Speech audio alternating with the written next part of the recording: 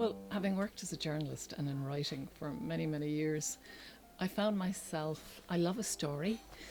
And when I came upon the Russborough house, I was very familiar with, having lived in the area, having known bits and bobs about Russborough House, it became irresistible.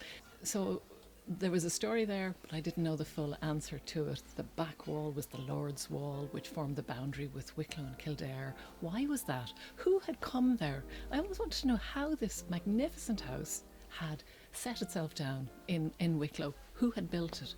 Where had they got the money, and why did they choose that site? There were so many questions. So it became something I wanted an answer to. So I said, right, I'll investigate, I'll look it up, and I'll find out for myself. It's the story and the people involved, what marriages they had, what awful things they did, what terrible, what good things they did. That's what drives me in history. It's not history as in the academic sense of it. For me, it's the narrative, the story, and the lives.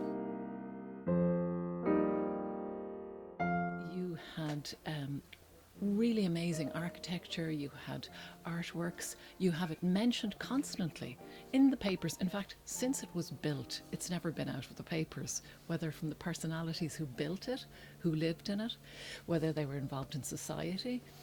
To present day, you had then, when it came to the point where you had the Bites living there, you had very famous art robberies. I was amazed at what I found out. Not only finding out about Russborough House, it led me to finding about the history in Ireland that I felt I really hadn't a sense of. Yes, I knew history, I knew the outline, I knew the facts, I'd learned the details, the dates through the years, through your schooling, but I had no sense of it. Looking up who had been to Russborough, who'd built Russborough, who'd been there, gave me a sense for the first time of the peoples who had lived where, what had happened, the divisions, how people had melded.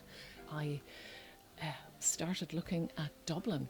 The Leesons, who built Russborough House, were so much a part of Dublin society that it led me into Dublin history.